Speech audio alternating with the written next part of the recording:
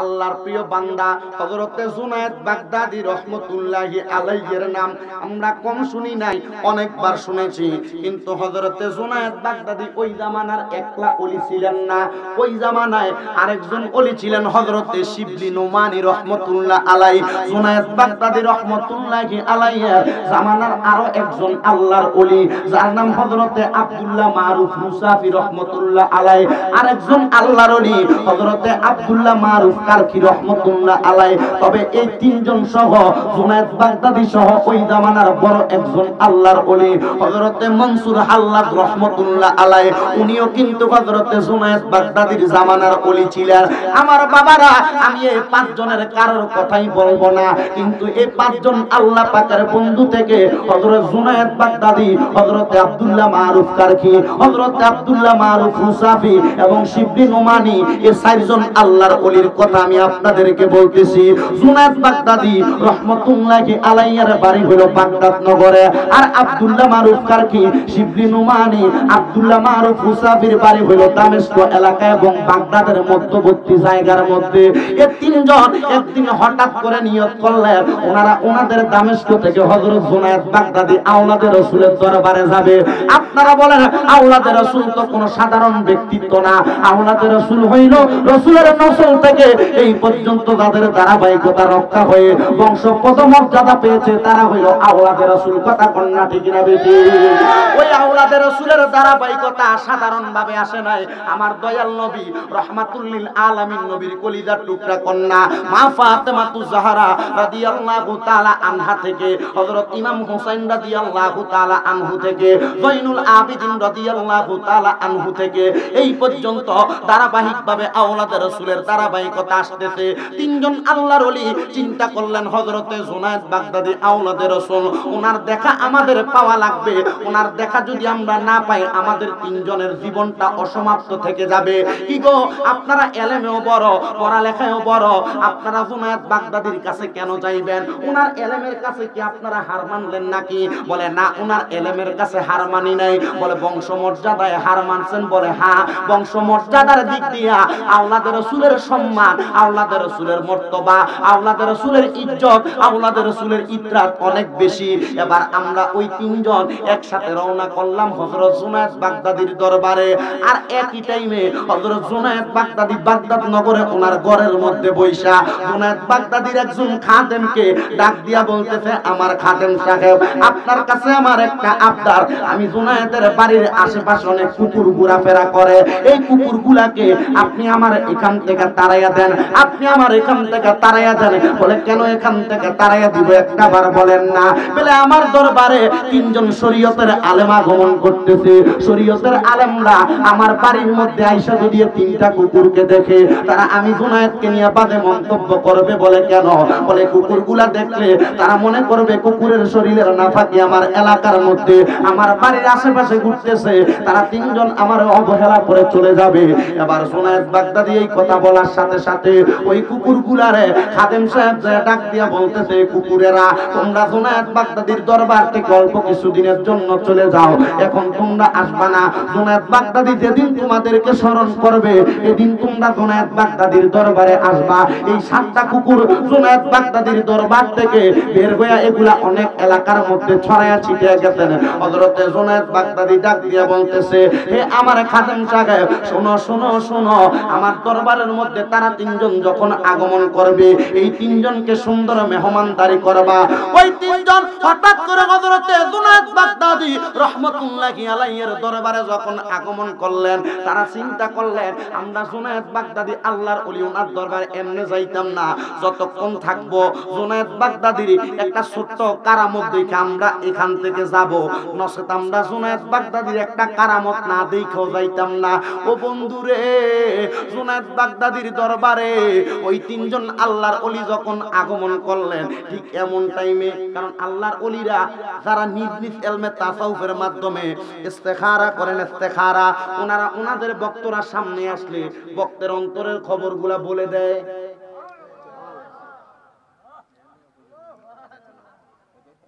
এই ক্ষমতা আল্লাহর ওলিদের আছে কিনা? এক নাম্বার বেলায়েতের পাওয়ার, দুই নাম্বার ইস্তেখারার ফজিলত। 2 নাম্বার কিসের ফজিলত? ইস্তেখারা ইস্তেকামাত। বলে হুজুর ইস্তেখারা কি? যদি বুঝতে চান একটু বলবো, আর যদি না বুঝতে চান সুর দিয়ে সুন্দর করে ওয়াজ করে দেই। কেমন ইস্তেখারা কি শুনতে চান? এখানে যারা আছেন আপনাদেরও কাজে লাগবে। শুনতে চান? মা বোন যারা আছেন আপনারা শুনতে না চাইলেও শুনতে হবে। ইস্তেখারা হইল ভবিষ্যতে কোনো কর্ম সম্পাদন করার জন্য, আবার ভবিষ্যতে কোনো কর্ম সম্পাদন করার জন্য তার পূর্ব প্রস্তুতির কোন বিষয়ে আগে অবধারিত অথবা জ্ঞান অর্জন করার নাম ইস্তেখারা। তার পূর্বে কোন বিষয় অবগত হওয়ার নাম কি? ইস্তেখারা। তো ইস্তেখারা কেন? মনে করেন আপনি একটা ব্যবসা প্রতিষ্ঠান খুলবেন, ওই ব্যবসা প্রতিষ্ঠান খোলার আগে 2 রাকাত নামাজ পড়বেন, সালাতুল ইস্তেখারা। এই 2 রাকাত নামাজ পড়ে অথবা সালাতুল হাজতের নামাজ, এটাই বলেন, এই 2 রাকাত নামাজ আদায় করে আপনার এই ডান হাতের তালুটা ডান গালের সাথে লাগায়া পাগুলার বইটা আসরের নামাজের পরবর্তী সময় মাথাটা ফালাইয়া আল্লাহর কাছে শুধু চোখ বন্ধ করে চিন্তা করবেন, আল্লাহ আমি তো ব্যবসাটা করতে যাইতেছি, আল্লাহ ব্যবসাটা ঠিক হইব কিনা। তখন ইলহামের মাধ্যমে আপনার এই সিনার ভিতরে আল্লাহর পক্ষ থেকে আপনারা জানিয়ে দেওয়া হবে। যে কোনো কেউ, ফুলবাড়িয়ার কৃষক, রিকশার ড্রাইভার, কটকটিওয়ালা, যা আছেন দোকানদার, সবাই এটা জানতে পারে, সব মা বোনের এটা করতে পারে। তবে শর্ত আছে। 1 নাম্বার শর্ত, হালাল খাওয়ান লাগবো। কি খাওয়া লাগবো? হালাল। সবাই কয় না হালাল। কি খাওয়া লাগবো? হালাল। 1 নাম্বার শর্ত, কি খাওয়া লাগবো? হালাল। হালাল খাওয়া লাগবো। বর্তমান সমাজে হালাল খাইব দূরের কথা, হয় সুদ খায়, নয় সুদ দেয়, নয় সুদ দেয় নেওয়ালার খাওয়াইনার মাঝখানে সাক্ষী হয়। আর যদি বেশি শিক্ষিত হয় এই সুদের কারবারের কথা কাগজে লেখে।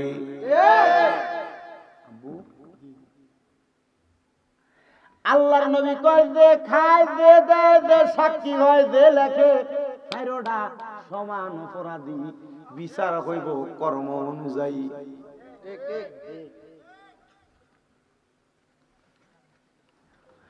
এই জন্য ইস্তেখারা করার আগে স্বাভাবিক আমরা আল্লাহর দরবারে মুনাজাত করে দিনে 1 বার না পারি, সপ্তাহে 1 বার না পারি, মাসে 1 বার না পারি, বছরে 2 বার আল্লাহর কাছে মুনাজাত করি কি করি না?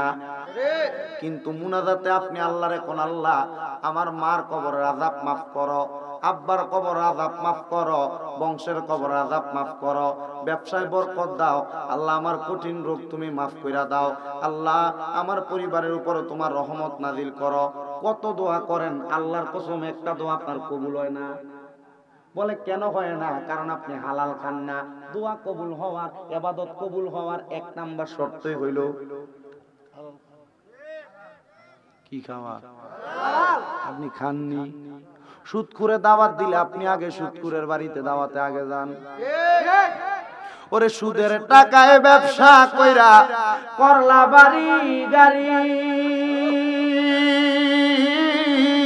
কবরেতে চলিবে না তোমার জমিদারি রে। মানুষ হইলাই অহংকারী রে, মানুষ হইলা অহংকারী রে। গোশের টাকায় ভালো খাবা কয়জন খাইতে পারে, আবার গোশের টাকায় গরুর গোশত খাইলে হারাম হইবে তাতে রে। অহংকারী মানুষ তুমি রে। মানুষ মাইরা খাও রে তুমি, পরের জায়গা সম্পত্তি কি জবাব দিবা তুমি? পাইবা না হালতি, মানুষ বড়ই অহংকারী। হারাম খাবার আছে না নাই? ফুলবাড়িয়ায় সুদখোর আছে না নাই? হবিগঞ্জে সুদখোর আছে না নাই? সিলেট ডিভিশনে সুদখোর আছে না নাই? 64টা জেলার ভিতরে সুদখোর আছে না নাই? এই জন্য সুদখোরের সমাজ হয়ে গেছে। আল্লাহর কসম যত দোয়া আল্লাহর কাছে করেন কবুল হয় না, কারণ আপনি হালাল খাইতে পারেন না। এখন আর সুদ খায় না, নিজে পুরুষ মানুষ না খাইয়া বউরে দিয়া টাকা চালায়।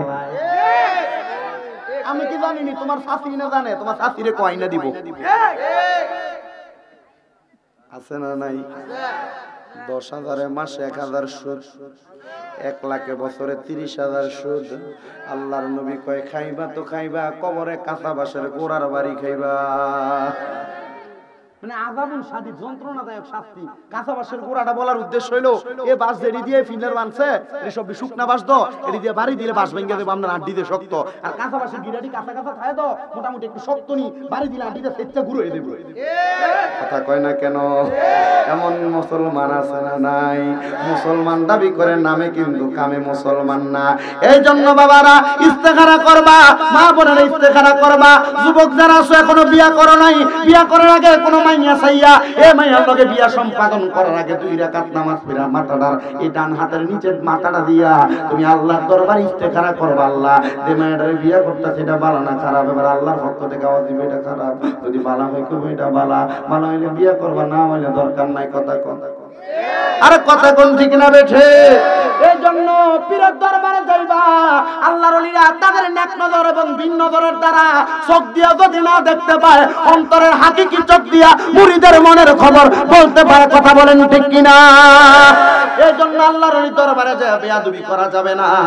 আল্লাহর ওলির দরবারের মধ্যে যে কোনো বেয়াদবি করা যাবে না। পীরের দরবারে যাইয়েন, গেলেন আবার চলে আসলেন, অনুমতি কোনো কিছু নাই, কাম হবে না। আসার সময় বাজান দায়িত্ব নাই, এটা না আদব। কথা কয় না কেন? সঙ্গে থাকলে শরীরে আতরের সুঘ্রাণ প্রবাহিত হবে। আল্লাহর ওলির সাথে থাকলে ইন্না রাহমাতুল্লাহি করিবুম মিনাল মুহসিনিন অন্তর্ভুক্ত আপনিও হতে পারবেন, আপনি ওলি হইতে পারবেন। হুজুর ডাক দিয়ে কয় এই মহিলা তুমি মুরাকাবা করো, কার সঙ্গে কথা বলো? ও স্বামী গো, আমার স্বামী, আপনি কেমনে জান্নাতের মধ্যে সুউচ্চ মাকাম এত সুন্দর জায়গা পাইলেন? বলে শোনো, তুমি ইসলাম গ্রহণ করেছো, আমার মাইয়া ইসলাম ধর্ম গ্রহণ করেছে, আর আল্লাহর ওলি জুনায়েদ বাগদাদীর দরবারে থাইকা এই মাইয়াটা আল্লাহর কোরআন মুখস্থ করেছে। এই কোরআনের বরকতে আমার আল্লাহ আমি স্বামীর কবরের আযাব মাফ করে দিয়েছে।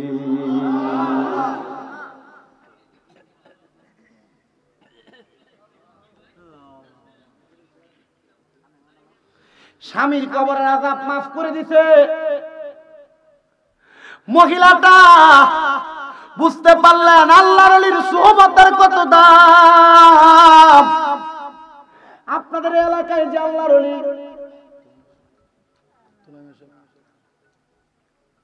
হযরত তুলা মিয়া সাহেব, এমন ভাবে অনেক আল্লাহর ওলি আছে, আপনার ইলম নাই, কালাম নাই, অসুবিধা নাই, আল্লাহর ওলির দরবারে যে পড়ে থাকবা। বরকত দেওয়ার মালিক একজন মুসলমান। আপনারা বলেন তিনার নাম কি?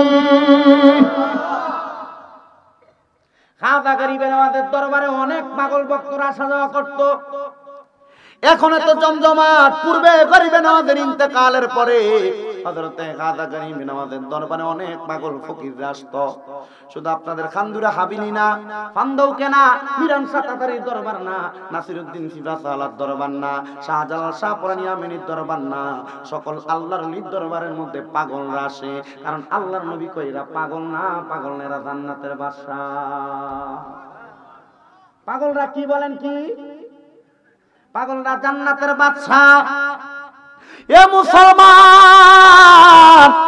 আমার খাজা মঈনুদ্দিন চিশতির দরবারে আইসা দাঁড়িয়ে রইলেন ওই পাগল। 4 দিন একটানা খাজা গরিবে নওয়াজের দরবারের সামনে বইয়া বইয়া কান্দে। 4 দিন পর্যন্ত কোনো খাবার আমার পেটের মধ্যে নেই। গো মঈনুদ্দিন, আপনার একটা নাম গরিবে নওয়াজ, মানে গরিবরে সাহায্য করনেওয়ালা, গরিবরে খাবার খাওয়ানেওয়ালা। ও গো মঈনুদ্দিন চিশতি, আপনি আমার একটু খাবারের ব্যবস্থা করে দেন। 7 দিন কান্দার পরে গরিবে নওয়াজের দরবার থেকে দূর, এটা কেমন আল্লাহর ওলি বলে গরিবে নওয়াজের দরবার থেকে বের হয়ে যায় আর উনাফানা করে। এমন পাগল আছে না এলাকায়? আউজল কথা বলে এমন আছে না, গরিবের আমাদের 8 দিন পর্যন্ত কান্নাকাটি করে খাবারের জন্য, আমারে তো এখনো পর্যন্ত কোনো খাবার দেয় না। বলে তোমার খাবার দেয় না কে বলছে? বলে আমি 4 দিন কান্না করেছি, গরিবের আমাদের দরবারে কোনো খাবার পাই না। বলে যা, মনে হয় তুমি চাওয়ার মতো চাইতে জানো নাই। আপনারা বলেন চাওয়ার মতো চাইতে জানলে বান্দার সকল মনের আশা পূরণ করে একজন, তিনি কে? এই জবান খুলে বলেন তিনি কে? বলে তুমি চাওয়ার মতো চাইতে পারো নাই, এই জন্য তুমি পাও নাই। আগের যুগে গরিবে নওয়াজের দরবারটাকে 4 দিন পরে পরে 5 দিন পরে পরে সপ্তাহে একবার করে করে পরিষ্কার করা হইতো। মানে রওজার মধ্যে যে গিলাপগুলা ছিল, গিলাপগুলা তুইলা পরিষ্কার করা হইতো। কিন্তু ওই দিন 4 দিন পরে আইসা খাদেম সাহেব যখন গরিবে নওয়াজের দরবারের উপর থেকে চাদরটা উঠাইছেন, উঠে দেখে গরিবে নওয়াজের রওজা যে চাদর উঠাইছেন, ওই চাদর মানে গিলাপের নিচে সাইড দিয়া সাইডটা খাবারের ভাণ্ড একসাথে ওই জায়গার মধ্যে পড়ে আছে। কয়টা? পাগলে খানার লেগে কানছে কয়দিন? কথা কয় না কয়দিন? কানছে 4 দিন। খাবারের পুটলি আর ভাণ্ড পাইছেন 4টা। জিজ্ঞাসা করে পাগলা কেন কেন কেন এখনো পর্যন্ত কান্না করতেছ? তুমি মনে হয় তোমার খাবার ঠিক মতো তালাশ করো নাই। দেখো মঈনুদ্দিন চিশতির এই চাদরের নিচে খাবার এখনো পর্যন্ত পাওয়া গেছে। বলে 4 পেয়ালা, 4 পেয়ালা। বলে 4 পেয়ালা খাবার তোমারই, তুমি 4 দিন চাইছো বিদায়। ও মুসলমান, এখন পর্যন্ত গরিবের আমাদের দরবারের ওই গিলাপগুলা একদিন না, দৈনিক 1 বার 2 বার 3 বার করে তোলা দেওয়া হয়। কারণ মনের আশা বান্দারা, মনের আশা উম্মতেরা, মনের আশা আউলিয়া কেরামের প্রেমিকেরা, হাজার হাজার লক্ষ লক্ষ ভক্তরা গরিবের আমাদের দরবারে যে চোখের পানি ফালায়া ফালায়া কান্না করে। শুধু এইটা না, যারা গরিবের আমাদের দরবারে গেছেন হয়তো আপনারা জানেন, আমি নিজে ফজরের নামাজের পূর্ববর্তী মুহূর্তে আমি গরিবের আমাদের দরবারে প্রথম দয়া যখন ঘুমাই নাই, কারণ আমি শুনছি গরিবের আমাদের দরবারে তাহাজ্জুদের নামাজের সময় ওই দরবারের জানালাটা খুইলা, মানে দরজাটা খুইলা গিলাপ তুইলা দরবার যে ঝাড়ু দেয়, ওই ঝাড়ুর বালুগুলা নেওয়ার জন্য কত ভক্তরা লাইনে দাঁড়ায় থাকে দরবারে। আর আওয়াজ শোনা যায়, ইয়া নবী সালাম আলাইকা, ইয়া রাসূল সালাম আলাইকা, ইয়া হাবিব সালাম আলাইকা, সালাওয়াতুল্লাহ আলাইকা। আনকমন সুর শোনা যায়, আনকমন সুর। ওই দারুল বাড়ি সবাই খাইতে পারে না রে, পারে না। এখন থেকে আপনারা মনে মনে চিন্তা করেন, তাহলে আল্লাহর ওলি এত কিছু দেওয়ার ক্ষমতা রাখে। ওই মাইয়া কোরআন মুখস্থ করছে আল্লাহর ওলি সুবতে থাইকা, আর ওই মাইয়ার আব্বার কবরের আযাব maaf করছে একজন, তিনি কি? আল্লাহর ওলি maaf করে না, maaf করে কে? ওয়াবতাগু ইলাইহিল ওয়াসিলা। আল্লাহর যত ওলি আছে তারা হইল ওসিলা। এরা দোয়া করলে সাথে সাথে দোয়া কবুল হয়ে যায়। আজকের জান্নাতের বাগানে আল্লাহর ওলিরা আপনাদেরকে নিয়ে দোয়া করবে মুসলমান। কিন্তু আল্লাহর ওলিদের ভক্ত পাগল হইলেন। ওই মাইয়াটা কেমন ভাবে দোয়া করছে চিন্তা করে দেখেন। আল্লাহর নবী কয়, দুনিয়াতে কোন সন্তান যদি তার মায়ের জন্য, তার বাবার জন্য হাতটা বাড়ায়া আমার আল্লাহর কাছে দোয়া করে, রব্বির হামহুমা কামা রব্বায়ানি সগীরা, পড়েন ওয়া কুর রব্বির হামহুমা কামা রব্বায়ানি সগীরা। নবীর হাদিস শরীফের মধ্যে দেখলাম রে ও ফুলবাড়িয়ার বাবারা, আমার নবীর কোন উম্মত যদি তার মা বাবা মারা যাওয়ার পরে রব্বির হামহুমা কামা রব্বায়ানি সগীরা ওয়া কুর রব্বির হামহুমা কামা রব্বায়ানি সগীরা বইলা চোখের মনি কোঠার মধ্যে একটা মাছের মাথা পরিমাণ পানি চাইরা দিয়া কান্না করে, ওই পানিটা মাটিতে পড়ার আগে আমার আল্লাহ তার মা বাবার জীবনের গুনাহ maaf করে দেয়। জানি না আজকে কার জানি মা দুঃখিনী অন্ধকার কবরে, জানি না কার জানি বাবা অন্ধকার কবরে। এই সন্তান আবার আজকে এমন কত সন্তানরা মাহফিলে বসে গেছেন যাদের মা বাবা বেঁচে আছে, আপনারা আপনাদের মা বাবার বাদ দেন না। আল্লাহর দোহাই লাগে, সন্তানের দল পালনে দাও, তোমার পাগুল আমার সামনে দিয়া দাও, আমি শামীম রাজার জিহ্বা দিয়া তোমার পায়ের পাতাটা পরিষ্কার কইরা দিমু। তবু যদি তুমি তোমার মা বাপরে জুদা কইরা দিয়া থাকো, আলাদা করে দিয়া থাকো। আজকে ফুলবাড়িয়ার মাহফিল থেকে বাড়িতে যাইয়া আম্মা আব্বার পাগুলার মধ্যে দইরা ডাক দিয়ে কইবা, মা আল্লাহর হস্তে আপনার কাছে মাপ চাই, আল্লাহর হস্তে আপনার কাছে মাপ চাই আব্বা। যতক্ষণ পর্যন্ত তোমার মা তোমার বাবা মুখ খুলা বলছে তোমারে মাফ করে দিছে, ততক্ষণ পর্যন্ত মা বাবার পাও ছাইরো না। সন্তান বাইয়ে বাইয়ে ঝগড়া কইরা মা বাপরে জুদা কইরা দাও। তোমার মা তোমার বাবা 7 দিন এক ঘরে 7 দিন আরেক ঘরে এভাবে গুইরা গুইরা ভাত খাওয়া লাগে। 7 দিন শেষ হয়ে গেলে তোমার ঘরে 8 দিনের দিন গেলে তুমি মশলা দিয়া কও আজকে তো আমরার ঘরে খানা না ওই ঘরে খানা। কিরে তোমার কি কষ্ট লাগে না? তোমার মা ঘরের মধ্যে 3 টুকরা মাছ রান্না করলে 1 টুকরা তোমারে খাওয়াইতো, 1 টুকরা তোমার বাবারে খাওয়াইতো, আর মায়ের মাছের টুকরাটা তুমি সন্তানের রাত্রে খাওয়ার জন্য তুইলা রাখতো। মা ঝোলগুলা দিয়া ভাতগুলা খাইতো, মা নিজে খাবার খাইতো না। এখন তোমার ঘরের মধ্যে কত শত শত হাজার হাজার মেহমান খানা খাই, কিন্তু তুমি তোমার আম্মার মুখে একটু মুরগির গোশত তুইলা দিতে পারো না, আব্বার মুখে তুইলা দিতে পারো না। সন্তান কেন তোমার বউয়ের সাথে ঝগড়া কইরা, বাবির সাথে ঝগড়া কইরা, ভাইয়ে ভাইয়ে ঝগড়া কইরা মা বাপরে জুদা কইরা দাও। তোমার কদমে দইরা কইরে ফুলবাড়িয়ার যুবকেরা, ফুলবাড়িয়ার মা বাবার সন্তানেরা, মা বাপরে কেউ যদি জুদা কইরা দিয়া থাকো, আজকে মা বাপরে যে পায়ে দইরা কইবা, মা আর জুদা খাওয়া লাগবে না, আমার 4-5 ভাই আপনারে খাওয়া কার না খাওয়া, আমি সন্তান আপনারে খাওয়াইমু। ওই মা বাপরে যদি আপনি খুশি করতে পারেন, আল্লাহর কসম আল্লাহর জান্নাতে যাওয়া আপনার জন্য ওয়ান টাইমের ব্যাপার হয়ে যাবে। আর যদি তাদের মনে কষ্ট দিয়া আপনি আপনার মা বাবার মনে আঘাত দিয়া দুনিয়ার জমিনে যত রকমের ইবাদত করেন, নামাজ পড়েন, রোজা রাখেন, হজ করেন, যাকাত দেন, আমার আল্লাহর কাছে কোনো কিছু কবুল হবে না। সন্তানের দল কেউ যদি এমন কর্ম কইরা থাকো, বাড়িতে যে আম্মা আব্বার পাগুলার মধ্যে ধরে মাপ চাইবা। অনেকে কয় হুজুর আম্মা আব্বার কাছে মাপ চাইতাম, আমি তো আমার আম্মা আব্বার লগে কোনো অন্যায় করি নাই। আমি বলবো বাবা অন্যায় করো নাই, মা বাবার পায়ে ধরলে সন্তান ছোট হইয়া যায় না। তুমি তোমার মার পায়ের মধ্যে ধরে মাপ চাইবা, পারলে সালাম করবা। তুমি তো মা বাবার পায়ে ধরে মাপ চাইবা দূরের কথা, 2 ঈদে মা বাবার পায়ের মধ্যে ধরে তুমি সালামই করো না। আর আল্লাহর নবী কয় মাঝে মাঝে সুযোগ পাইলে আম্মা আব্বার পায়ের মধ্যে চুম্বন করবা। চুম্বন হুজুর কেন আম্মা আব্বার পায়ের মধ্যে চুম্বন কদম বসি করবা? আল্লাহর নবী কয় আম্মা আব্বার কদমে চুম্বন করলে আল্লাহর জান্নাতের চৌকাঠে চুম্বন করা সওয়াব পাওয়া যায়। সুবহানাল্লাহ। আমি যদি জিজ্ঞাসা করি ও ফুলবাড়িয়া উত্তরগ্রাম শানে পাক পাঞ্জাতন সুন্নি যুব সংগঠনের উদ্যোগে 6ষ্ঠ বার্ষিক সুন্নি মহাসম্মেলনে আগন্তুক বাবাজিরা বন্ধুরা, তোমরা কোনোদিন তোমার মা বাবার পায়ে চুম্বন করছো কিনা? আমার মনে হয় না 5-10 জন পাবো কিনা। আমি আপনাদেরকে বলবো আমার মা বাবার কদমে চুম্বন করার কারণে আল্লাহ আমার আজকে এত সুন্দর আসনে বসাইছে, দামি গাড়ি চড়ায় সুন্দর বাড়িতে রাখে, আমার দিয়া এই ছোট্ট বয়সে আমার আল্লাহ 6টা মাদ্রাসা করাইছে। কুমিল্লা শহরের মধ্যে 1টা না 2টা না 6টা মাদ্রাসা আমার দ্বারা পরিচালিত হয়। আপনারা যদি মন থেকে দোয়া করেন, আপনার মা বাবা যদি মন থেকে দোয়া করে, আপনি সন্তান 0 থেকে হিরো হইতে দেরি হবে না। আপনি একটাবার চিন্তা করেন, হে মুসলমান, হে ফুলবাড়িয়ার বাবারা, নবীর উম্মতের দলেরা, আম্মা আব্বার মনে কষ্ট দিয়া থাকলে এখান থেকে বাড়িতে যায়া মা বাবার পায়ের মধ্যে ধরে পড়ে থাকবা।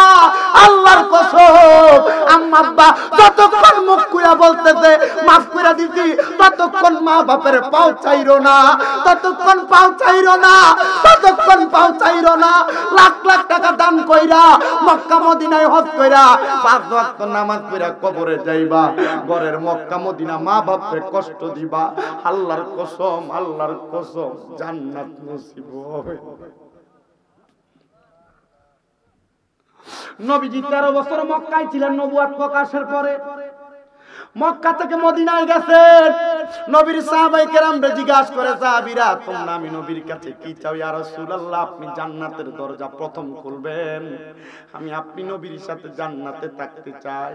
কিন্তু একজন সাহাবী কয়, ইয়া রাসূলুল্লাহ সবাই তো জান্নাতে থাকতে চায়, নবী গো আপনার জন্মস্থান, আপনার জন্মভূমি মক্কা নগরী, নবী গো আমি চাই আপনি যেদিন মদিনা থেকে মক্কায় যাবেন আপনার সাথী বানিয়ে আমারে মক্কা শরীফে নিয়ে যাইবেন। নবীজি এই কথা বলার শোনার সাথে সাথে সাথে বলছে ঠিক আছে তোমার মক্কায় নিয়ে যাওয়া হবে। কিন্তু পরের দিন মসজিদে নববীতে ওই সাহাবী আসেন নাই, দ্বিতীয় দিন ওই সাহাবী আসেন নাই, তৃতীয় দিন ওই সাহাবী মসজিদে নববীতে আসেন নাই। আমার নবী প্রতিনিধি পাঠাইছে, খবর নিয়ে দেখো আমার সাহাবী কেন মদিনাতে আসে না। দেখতেছেন বাড়ির মধ্যে তার আম্মা যেন অসুস্থ অবস্থায় পড়ে আছে। হঠাৎ করে আমার নূরের নবী রহমাতুল লিল আলামিন নবীজি 3 দিনের দিন মক্কার উদ্দেশ্যে রওনা করলেন। ওই সাহাবীর কাছে খবর গেছে, সাহাবী তোমার নবী তো তোমারে ফালায় একা একা মক্কা নগরীতে গিয়ে চলে যাচ্ছে। ওই সাহাবী হাতের মধ্যে থেকে পানির পাত্র ফেলে দিয়ে আমার নবীর সামনে যা দাঁড়াইছে, ফিদাকা আবি ওয়া উম্মি ইয়া রাসূলুল্লাহ, আমার মা বাবা আপনার কদমে কুরবান হোক ইয়া রাসূলুল্লাহ। নবী গো, আপনার সঙ্গে আমার ওয়াদা ছিল, আপনি যখন মক্কায় যাবেন আপনার সাথী বানায় আমারে নিয়ে যাবেন। নবী গো, আপনি যে একা একা চলে যান, আপনি তো আমার সাথী বানায় নেন না। নবী আমার জিজ্ঞাসা করে, সাহাবী কেন তুমি মক্কায় যাইবা? ইয়া রাসূলুল্লাহ, আমি মক্কা যাব আমার শখ হইল, মক্কায় যাইয়া মক্কার চৌকাঠটার ভিতরে চুম্বন করতাম যেখানে আপনি রহমাতুল লিল আলামিন নবীর কদম মোবারক লাগছে। আল্লাহর নবী কয়, সাহাবী মক্কার চৌকাঠে চুম্বন খাইবা কেন? নবী জান্নাত পাওয়ার জন্য। এ সাহাবী, আমি খবর পাইছি বাড়িতে তোর আম্মা জানো সুস্থ, বাড়ির মধ্যে যাইয়া আম্মা জানের পাগুলার মধ্যে চুম্বন করো। আল্লাহর কসম, আম্মা জানের কদমে চুম্বন করলে আল্লাহর কাবা ঘরের চৌকাঠ না, মক্কা শরীফের চৌকাঠ না, স্বয়ং আল্লাহর জান্নাতের চৌকাঠে চুম্বন করার সওয়াব তোমার আমলনামায় পাইবা। সুবহানাল্লাহ। তুমি তোমার মার পায়ে ধরতে শরম লাগে, বাবার পায়ে ধরতে শরম লাগে। ফুলবাড়ি উত্তরগ্রাম শানে পাকপান্দাতুম সুন্নি যুব সংগঠনের মাহফিল, আজকে 6তম মাহফিল। এই মাহফিল সফল হয়েছে তখন বোঝা যাবে যখন আগামী কালকে ফুলবাড়িয়ার দোকানে বৈশা বৈশা এলাকার মুরব্বীরা কইব, হ্যাঁ শামীম দাদার ওয়াজ শুনে আমার ফুতে আমার পায়ে ধরে মাপ চাইছে, তবে আমার ফুতে আমার লগে কোনো অন্যায় করছে না, তবুও মাপ চাইছে হুজুরের কথা মানতে যাইয়া। এই মাহফিল তখন সফল হবে যখন আগামী কালকে এলাকার মা বোনগুলো একজন আর একজনের কাছে কইব, হ্যাঁ আমার ফুতে ওয়াজ শুনে আইসা আমার পায়ে ধরে ফিরে আসিল, বলে পায়ে ধরে পড়তাম কি লাগে হুজুর, আমি তো কোনো অন্যায় করছি না। মা বাপের পায়ে ধরলে ফুট ছোট হয় না, মা বাপের পায়ে ধরলে এই সন্তানকে বড় বানায় একজন, তিনি কি? আল্লাহ। জোরে বলেন তিনি কে? আম্মা আব্বা অন্ধকার কবরে, হুজুর বললেন মা বাবার পায়ে ধরার জন্য, আমি তো আমার আম্মা আব্বার পায়ে ধরবো। আজকে এমনও হতভাগা, এমনও কপাল পোড়া আছে যারা মনে মনে চিন্তা করে, হুজুর যাদের বাড়িতে বাবা আছে তারা বাড়িতে যা বাবার পায়ে ধরবো, আমার তো আব্বা নাই, আমি বাড়িতে যে কার পায়ের মধ্যে ধরবো? তোমার আব্বার কষ্টের কথা স্মরণ করো। ফিরালুঙ্গি জোড়া তালি দিয়া সুই সুতা দিয়া সিলায়া তোমার আব্বা ঈদের নামাজ পড়তে গেছে। তোমার আব্বা তোমার নতুন জামা কাপড় কিনা দিছে। হে ফুলবাড়িয়ার মানুষ, মা বোনেরা, আব্বারে যদি জিগাইতা আব্বা আপনি যদি নতুন কোন জামা কাপড় পরেন নাই, আব্বা মুখ খুইলা কইতো আমার কি এখন আর ঈদের বয়স? আপনি আব্বা অভাবের কথা কইতো না। এখন তুমি লাখ লাখ টাকার মালিক, কিন্তু তোমার আব্বারে 500 টাকা দিয়ে একটা লুঙ্গি কিনা পরাইতে পারো না, তোমার বাপ কবরে শুয়ে রয়েছে। তোমার মায়ের কাপড়ের আসলাটা ছিঁড়া গেছে, আম্মাটা আসলাটারে ঘুরে ঘুরে পড়ছে, ছিঁড়া কাপড় বুঝতে দিতে না।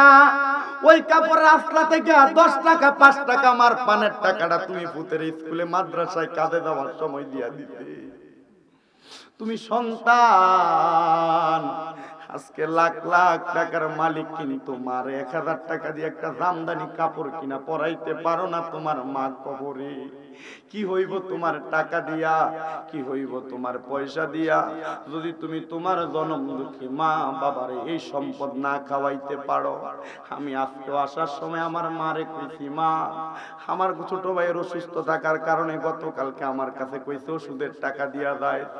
আমি আজকেও মারে কইছি আমার কাছে টাকা খুঁজছেন না আমার শরম লাগে। যখনই লাগবো ড্রয়ারের চাবি আপনার কাছে আপনার মন মতো নিয়ে যায়েন, কারণ আমি জানি রে ওই মা বাবা যদি সম্পদ ব্যবহার করে আল্লাহ সম্পদে তারাক্কি দেয়। আর তোমার বাপে পান খাওয়ানোর লাগে তোমার কাছে 10 টাকা খুঁজা নেওয়ার লাগে, তোমার মায়ে তোমার কাছ থেকে আম্মা জানেন নিজের খরচের টাকা খুঁজা নেওয়া লাগে। আবার বউয়ের সামনে ডরে মার হাতে 100 টাকা দাও না, বউ তোমারে ধমক দিব। না রে না, ফুলবাড়িয়ার যুবক, হে ফুলবাড়িয়ার মুরব্বীরা, মা বাপ যতদিন বেঁচে আছে আল্লাহর নবীর মসনদে আহমদের একটা হাদিস শরীফের উপরে আমল করবা। আমার নবী কয়, আম্মা আব্বার জন্য কেউ যদি মাত্র 1 দিরহাম খরচ করে কোন জায়গায় দান সদকা করার চাইতে বেশি সওয়াব ওই সন্তান মা বাপরে খাওয়াইলে পায়।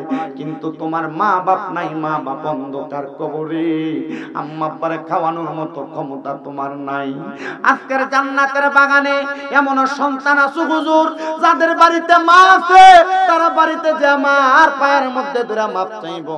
আমার তো মা নাই, আমি কার পায়ের মধ্যে ধরে মাপ চাইবো? আমি জানতে চাই বাবারা, বন্ধুরা, আমরার জীবনে গুনাহ আছে না নাই? মুহাব্বতের আওয়াজে কোন আছে না নাই? মালিকুল কাদির মানে সর্বশক্তির মালিক হইল আল্লাহ। একটু মুহাব্বতের আওয়াজে জীবনের গুনাহগুলা মাফ করানোর জন্য মুহাব্বতের আওয়াজে পড়েন, ওরে তুমি তো মালিকুল কাদির, আরে বানাও কত বাদশারে ফকির, এসবে তোমার কুদরতেরই দান, বলেন এসবে তোমার কুদরতেরই দান। আল্লাহ পরওয়ার গুনাহ খাতা মাফ করো আমার, বলেন গুনাহ খাতা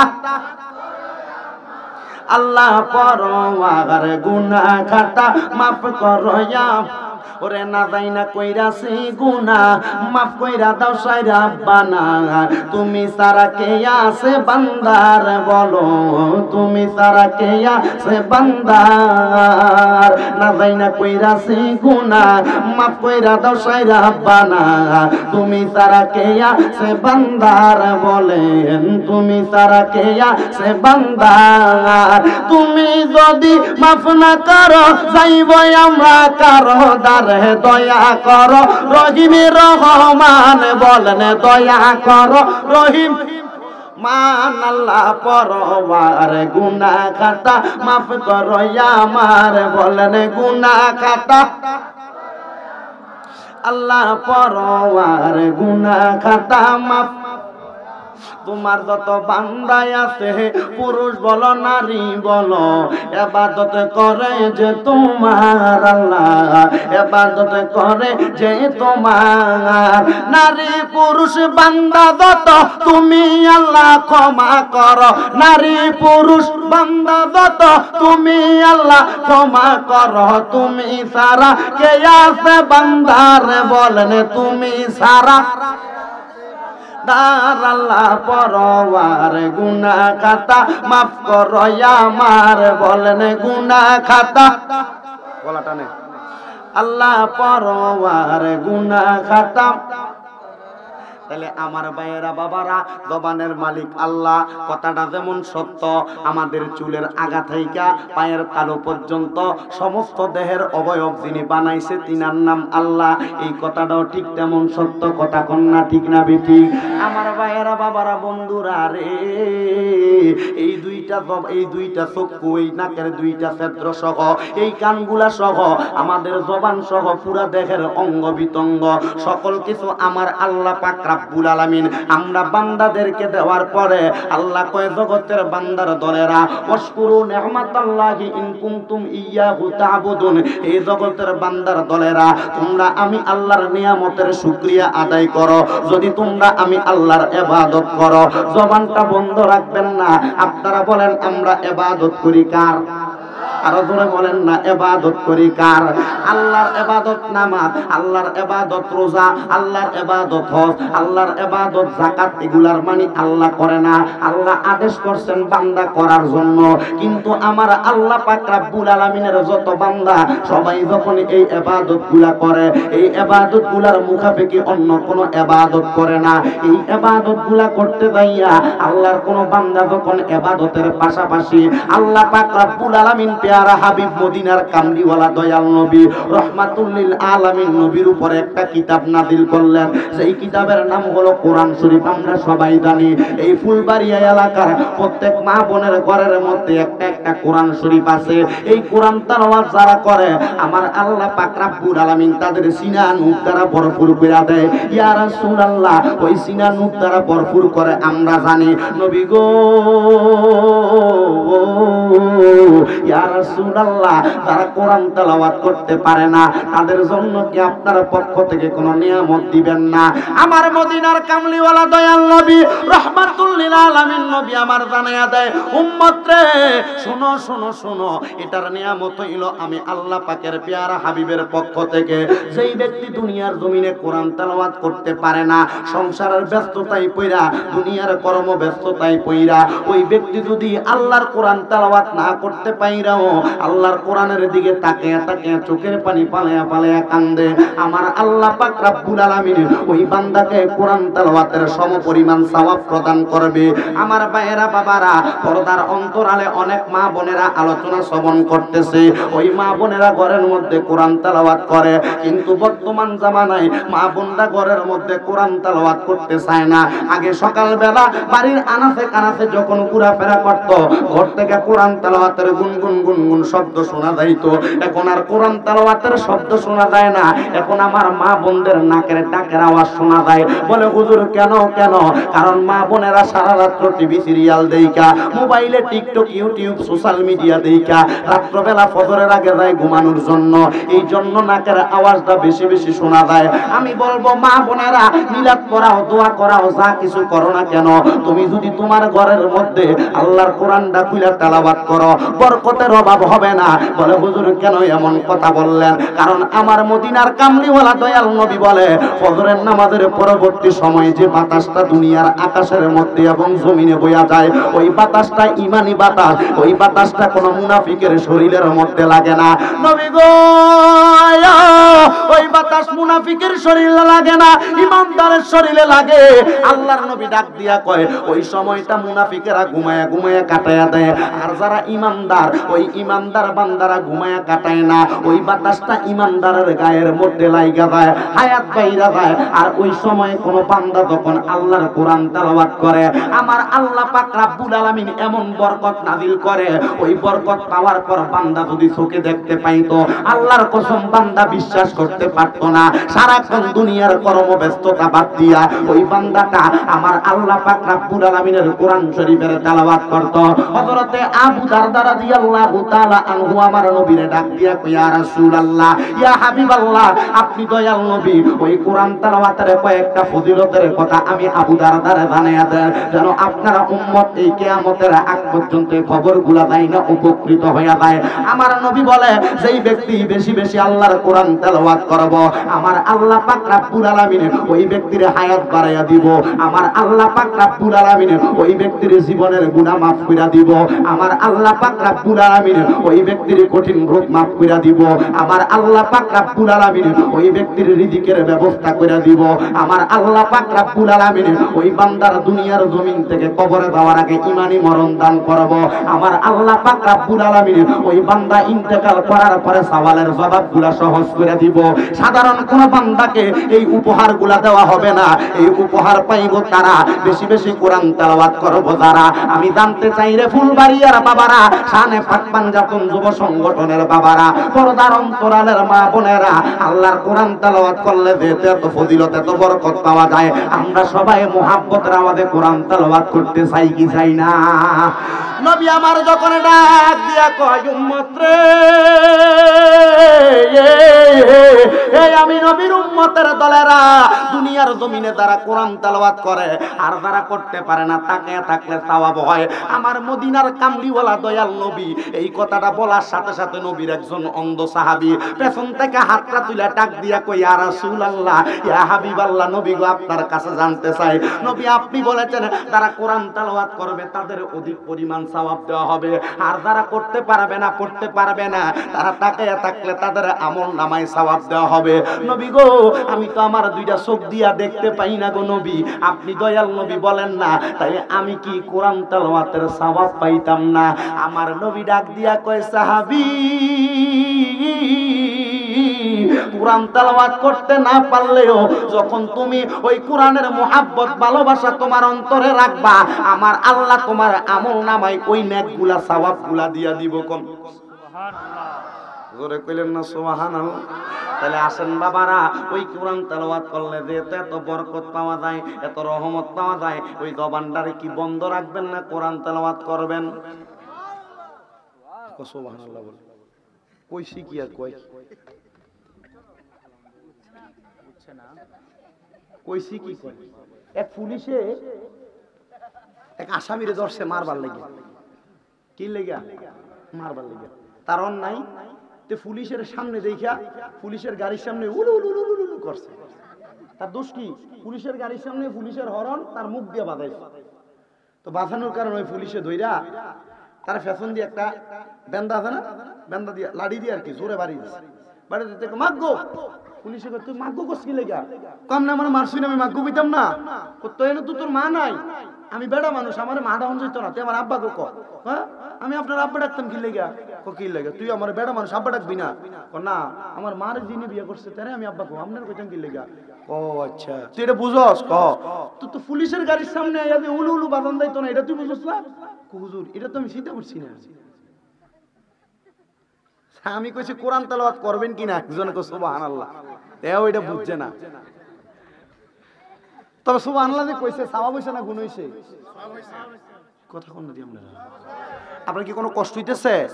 ওয়াজ বুঝতেছেন আপনারা? কোরআন তেলাওয়াত করলে বরকত আসেনি? কম না বেশি? মা বোনেরা কোরআন তেলাওয়াত করবেন ইনশাআল্লাহ? আজকে বাড়িতে যে কইবেন ইনশাআল্লাহ? ইনশাআল্লাহ, কারণ এ বাড়িতে বউরে ডরায়। কারণ বর্তমান মুসলমানের ইনশাআল্লাহর ভিতরে বেশি বেদাল।